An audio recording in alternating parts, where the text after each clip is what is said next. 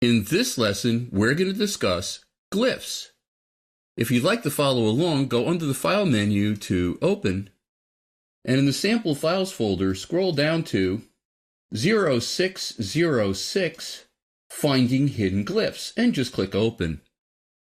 What is a glyph? It's all the variations of various characters within the style of a typeface. And there's actually a panel to help you find and insert the various glyphs that you may want to use. It's called the Glyphs panel. And I'm going to click to open it and then get an insert point in my first line. Maybe what I want to do is finish up this equation. I need a division sign. But you can see, as an open type typeface, Adobe Garmin Pro, there are a lot of glyphs. Let me just show you. I'm going to start scrolling down over here. And there's not only currency and various kinds of punctuation and numbers of various kinds and sizes and positions. There's also ornaments. Let me just scroll down a little bit further. So there's obviously a lot here to go through. Well, do I have to go through the entire font to find exactly what I want to insert? Well, no, because there's something called a Show pop-up menu. If I click down where it says Entire Font, I could choose, how about math symbols? So instead of having to look through the entire font to find my division sign, I could just double-click on my division sign in the math symbol section, and there it is. Well, what about the sign for infinity? I'm going to get an insertion point right after that. I'm going to go to the glyph in the math symbol section that is infinity and just double-click to insert it. But what if I wanted to complete this sentence, put in my 2 cents? Well, I'm going to click right after the 2 to get an insert point, but that's not a math symbol. That's actually currency, so I have to click down on the Show pop-up and go to currency. Now, the question becomes not where the cent sign is, it's more like, which cent sign do I want to use? I have a bunch of them here. And also, any glyph that has an arrow to its lower right, if I click, there's other possible glyphs there that I may want to use. So let me go to this little tiny one that's raised up. That's exactly what I want. But what about symbols? Let me get an insert point next to that next line and go to my Show pop-up to symbols.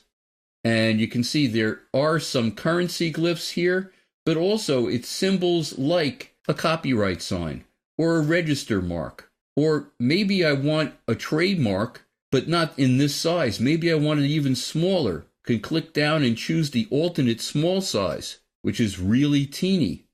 But what if I wanted to add a euro before this number, a couple of lines down? Well, there's my euro right there. I have a whole variety of them. I'm going to choose this one by double-clicking on it, and there it is. Let me go to the line above where it says any kind of number.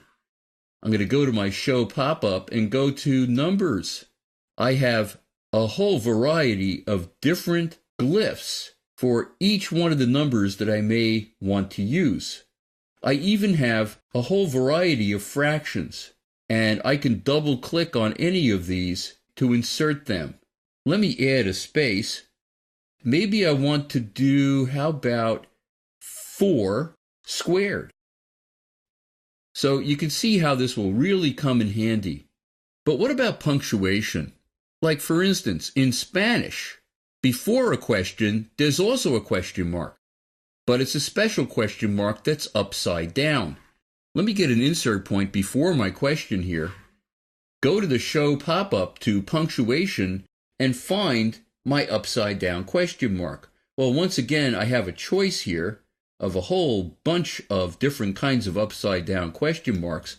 I'm just going to use this one that's slightly below the baseline. Really kind of nice.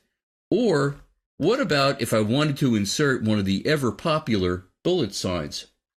Well, that's also punctuation. Let me double click on that and I have a bullet. Other parts of the panel. You can actually change typefaces if you want right here.